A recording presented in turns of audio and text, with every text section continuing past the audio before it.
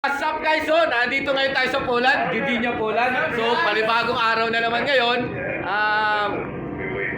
Kahapon dumating kami. Ngayon, may planong bago. Magsishipping daw yung barko. Lilipat kami sa kabilang port.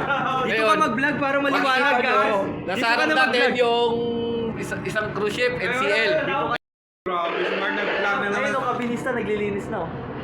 Ayun, kabilista yung nakaputi. Ayaw mo pala na dapat.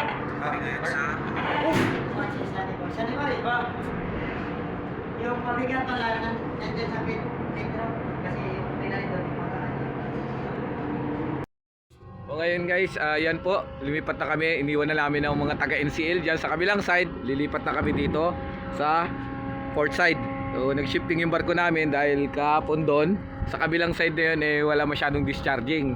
So bali ang karga namin ngayon ay soybean meal. So, lilipat kami dito kami magdi-discharging. Hindi pa namin alam kung ilang araw kasi depende sa panahon. Kasi ngayon tag-araw, so medyo mabilis ang discharging. Boss, ang aming boson, kung anong sitwasyon dito sa Gdynia kasi dati na nakapunta na siya dito. Boss, anong masasabi mo dito sa Gdynia, Poland? Ayos dito, ayos, malamig. At saka pwede rin kayo lumabas dyan sa, sa Seamen's Club. May Seamen's Club dito, boss. Stella Maris. Okay. Yung mga mission, Seamen's Mission. Yun daw, may mga Seamen's Mission Club daw dito.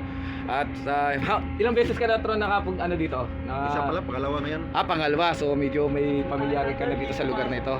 Ngayon, ito naman ang tanungin natin ng aming tercero. Third, ano masasabi mo dito sa Gdynia? So pang ilang punta mo na ba dito? Napunta ko po pero lipat tayo sa passenger.